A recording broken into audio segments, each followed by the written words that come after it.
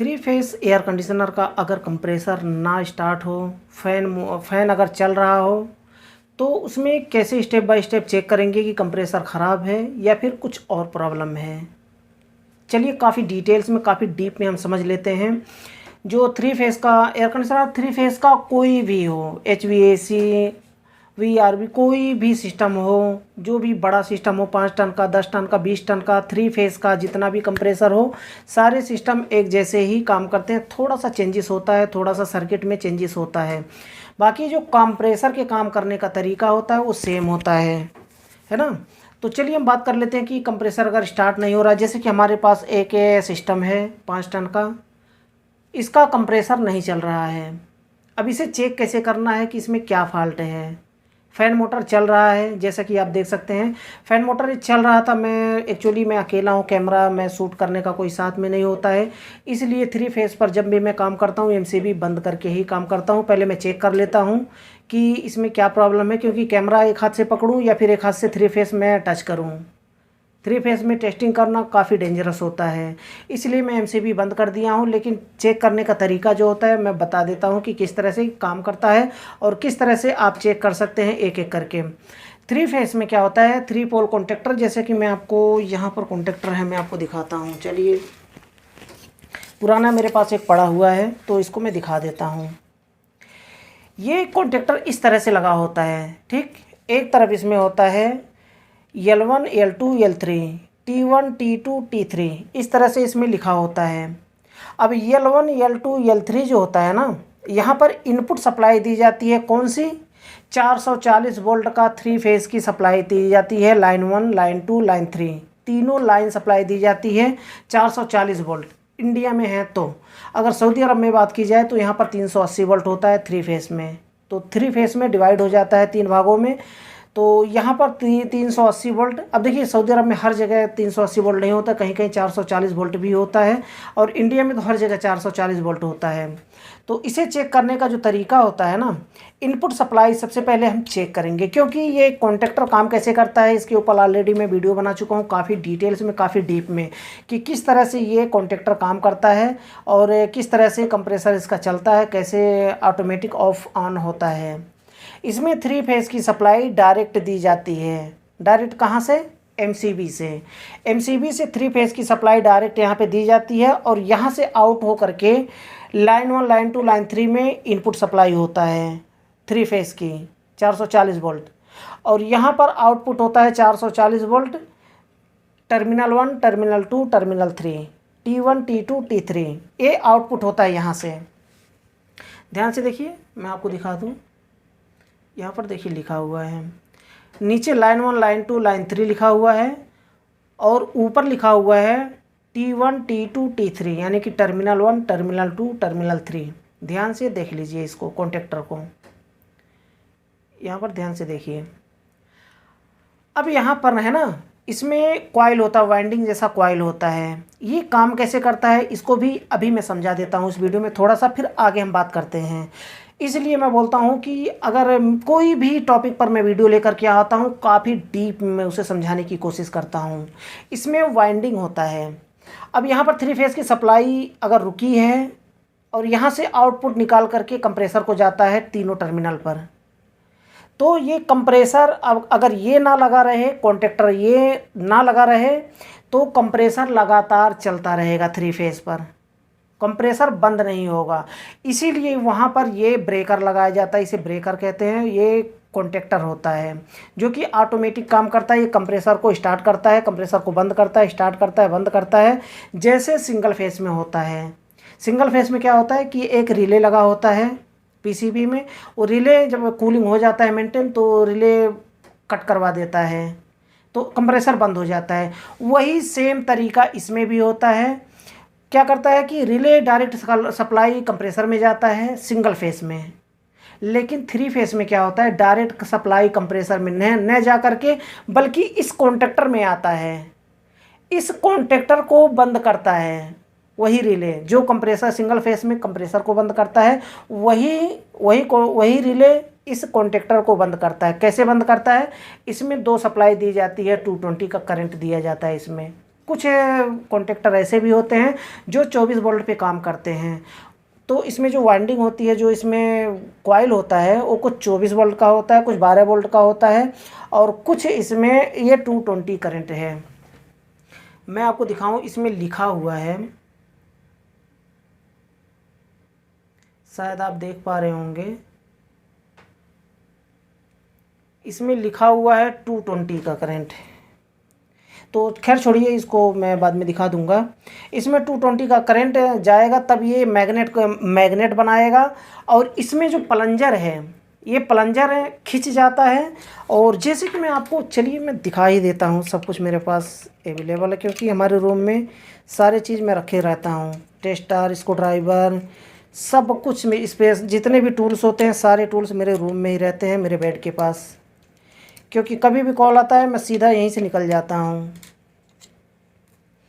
यहाँ पर देखिए, ध्यान से देखिए, ये लाइन 1, लाइन 2, लाइन 3 है, और ये टर्मिनल 1, टर्मिनल 2, टर्मिनल 3 है। बीच में एक प्लंजर लगा हुआ है, देखिए ऊपर उठा हुआ है ना, ध्यान से देखिए, दिख रहा है, ये ऊपर उठा हुआ है। अभी देखिए टच हो जाएगा, ये देखिए टच हो गया ना, ध्यान से देखिए, ये देखिए ऊपर उठा हुआ है, तीनों प्लंजर, ये टच हो गया। अब दूसरी साइड में भी यही प्रोसेस होता है, ये देखिए ऊपर उठा हुआ है, ये टच हो गया, ये ऊपर उठा हुआ है, ये टच हो गया। अब ये प्लंजर दबता कैसे है?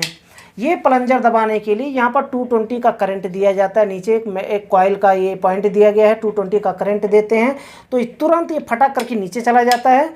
और ये जो ऊपर उठा हुआ है ना, ये देखिए ऊपर उठा हुआ है, ये टच हो जाता है, लाइन 1, लाइन 2, लाइन 3 से टच हो करके, और दूसरी साइड में टर्मिनल 1, टर्मिनल 2, टर्मिनल 3 में भी टच हो जाता है। तो इस तरह का पत्ती लगा हुआ है, इस तरह का, ये ऐसे टच हो जाता है। तो यहाँ पे जो सप्लाई रुकी हुई है वो दूसरी साइड में पास हो जाती है 440 वोल्ट, तो कंप्रेसर चलने लगता है।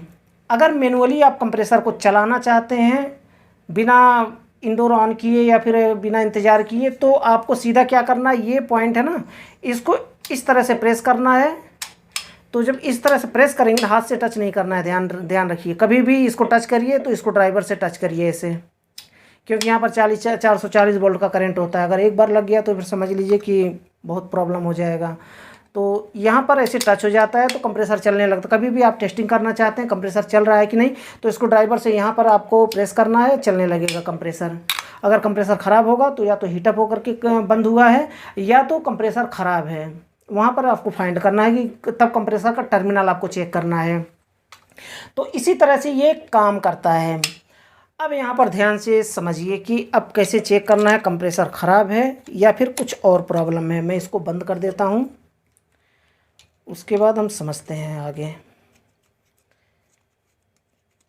चलिए खैर, मैं बाद में बंद करूँगा क्योंकि वीडियो लॉस होगा, टाइम आपका ज़्यादा जाएगा, इसलिए एक ही स्क्रू में बंद कर रहा हूँ। अब देखिए यहाँ पर है ना, लाइन 1, लाइन 2, लाइन 3 में आपको सप्लाई चेक करना है। एमसीबी ऑन होना चाहिए, एमसीबी ऑन है। यहाँ पर आपको सप्लाई चेक करना है। 440 वोल्ट अगर इनपुट में दिखा रहा है, लाइन 1, लाइन 2, लाइन 3, एक लाइन पे रखेंगे, एक 2 पर रखेंगे, एक 3 पर रखेंगे, बारी बारी तीनों पर एक बराबर सप्लाई आनी चाहिए, एक बराबर सप्लाई। ऐसा नहीं कि एक पर 440 वोल्ट दिखा रहा है तो दूसरे पर 220 वोल्ट दिखा रहा है या फिर 120 वोल्ट दिखा रहा है, ऐसा नहीं होना चाहिए। इनपुट सप्लाई 440 वोल्ट तीनों पर दिखा रहा है।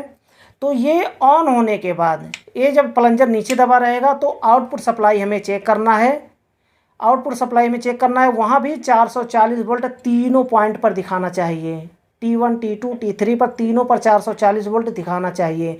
अगर मानिए कि किसी 2 पॉइंट पर 440 वोल्ट दिखा रहा है, किसी 2 पॉइंट पर, और तीसरे पॉइंट पर 220 दिखा रहा है या फिर 120 दिखा रहा है, तो ऐसे में समझ जाएंगे कि कॉन्टेक्टर ख़राब है। यही प्रॉब्लम की वजह से मैं कॉन्टेक्टर में रिप्लेस किया हूँ, ये ख़राब था। एक तरफ 440 वोल्ट दिखा रहा है, दूसरी तरफ 120 वोल्ट दिखा रहा है 2 पॉइंट पर, और एक पॉइंट पर 440 वोल्ट दिखा रहा है। तो ऐसे में कॉन्टेक्टर ख़राब माना जाता है। तो ऐसे में कंप्रेसर स्टार्ट नहीं होता है। तीनों टर्मिनल पर 440 वोल्ट जब पहुँचता है तभी 3 फेज़ का कंप्रेसर स्टार्ट होता है। तो अगर दूसरी तरफ नहीं आ रहा है तो समझेंगे कॉन्टेक्टर ख़राब है, इसे चेंज करके देखेंगे, नया लगा करके देखेंगे। अगर 440 वोल्ट आ रहा है फिर भी कंप्रेसर स्टार्ट नहीं हो रहा है तो आपको एमसीबी बंद करके हाथ लगा करके कंप्रेसर पे देखना है कि कहीं ऐसा तो नहीं कि हीटअप हुआ पड़ा है कंप्रेसर। अगर कंप्रेसर हीटअप हुआ पड़ा है तो कोई एक टर्मिनल छोड़ देता है, क्योंकि उसमें ओवरलोड प्रोटेक्टर लगा होता है कंप्रेसर में। अंदर की साइड में ओवरलोड प्रोटेक्टर लगा होता है, और वह ओवरलोड हो करके एक सप्लाई कट कर देता है ताकि कंप्रेसर स्टार्ट ना होने पाए। ओवरहीट हो करके भी कंप्रेसर अगर ओवरहीट हो करके भी स्टार्ट हो रहा है, चल रहा है, तो कंप्रेसर के ऊपर काफ़ी डेंजरस हो जाएगा। कंप्रेसर फट सकता है, जल सकता है, आग लग सकता है। इसलिए ओवरलोड प्रोटेक्टर लगाया जाता है कंप्रेसर के इंटरनल में। अगर वहाँ पर मानिए कि कंप्रेसर गर्म है, हाथ लगा करके देखेंगे तो सबसे पहले आपको कंप्रेसर ठंडा करना है। कंप्रेसर अगर ठंडा हो जाए, ठंडा होने के बाद भी कंप्रेसर अगर 3 फेस का स्टार्ट नहीं हो रहा है, ये दबाने के बाद नया कॉन्टैक्टर लगाने के बाद भी स्टार्ट नहीं हो रहा है, तो फिर समझ जाइए कंप्रेसर ख़राब है। तब आपको चेक कैसे करना है, कंप्रेसर को कैसे चेक करना है। अब यहाँ पर आपको कंप्रेसर का तीनों टर्मिनल से जो है ना, लाइन 1 टर्मिनल 1 टर्मिनल 2 टर्मिनल 3 जो तीनों वायर है, ब्लू ब्लैक और रेड, तीनों को निकाल लेना है। या तो यहाँ पर भी चेक कर सकते हैं, लेकिन यहाँ पर कंफर्म श्योर नहीं होता है, इसलिए यहाँ से आप निकाल लें। निकालने से पहले पिक्चर क्लिक कर लें ताकि आप लगाते समय भूलें ना फिर। तो यहाँ से निकालने के बाद तीनों वायर की आप कंटिन्यूटी वहाँ पर चेक करें, रीडिंग चेक करें कि क्या तीनों पर रीडिंग आ रहा है। तीनों पर 3 फेस की जो रीडिंग होती है कंप्रेसर की, तीनों की सेम आनी चाहिए। अगर 3.0 दिखा रहा है तो 3.0 तीनों टर्मिनल पर दिखाना चाहिए, एक समान टर्मिनल। ऐसा नहीं कि सिंगल फेज जैसा जो एसी का जो अल्टरनेटिव करंट वाला कंप्रेसर होता है सिंगल फेस का 220 का, उसमें रनिंग कॉमन स्टार्टिंग होता है तो डिफरेंसेस वहाँ पर दिखाता है। लेकिन यहाँ पर 3 फेस में एक समान रीडिंग दिखानी चाहिए। अगर दिखा रहा है तो भी कंप्रेसर अगर स्टार्ट नहीं हो रहा है तो भी कंप्रेसर को ख़राब मानेंगे, क्योंकि वहाँ पर कभी कभी होता है ना कि वाइंडिंग क्रॉस हो जाती है। अब क्रॉस वाइंडिंग को कैसे पहचानते हैं, इसको भी समझ लीजिए। क्रॉस वाइंडिंग को इस तरह से पहचानते हैं, सिंगल फेस में भी उसमें पहचाना जा सकता है। सिंगल फेस में मैं दूसरी वीडियो में बताऊँगा, वहाँ पर प्रैक्टिकल करके बताऊँगा, लेकिन 3 फेस में यहाँ पर बता दे रहा हूँ कि क्रॉस वाइंडिंग कैसे हम पहचानते हैं। जो क्रॉस वाइंडिंग होता है ना कंप्रेसर में, तो यहाँ पर मैं बताया हूँ कि तीनों टर्मिनल की जो रीडिंग है वो सेम आनी चाहिए। 3.0 दिखा रहा है तो तीनों पर 3.0 दिखाना चाहिए। 4.0 दिखा रहा है तो 4.0 तीनों पर दिखाना चाहिए। अगर 2.0 दिखा रहा है तो मतलब जो भी दिखा रहा है एक टर्मिनल पर, वही तीनों टर्मिनल पर दिखाना चाहिए। तब हम समझेंगे कि हमारा वाइंडिंग बिल्कुल परफेक्ट है, उसमें क्रॉस नहीं है। अगर मानिए कि 3.0 एक टर्मिनल से दूसरे टर्मिनल में दिखा रहा है और तीसरे टर्मिनल पे अगर हम चेक करते हैं तो उसमें 6 दिखा रहा है, 7 दिखा रहा है या फिर 10 दिखा रहा है, तो फिर समझ लीजिए कि उसकी वाइंडिंग क्रॉस हो चुकी है। वाइंडिंग क्रॉस का मतलब क्या होता है मैं दूसरी वीडियो में समझाऊंगा।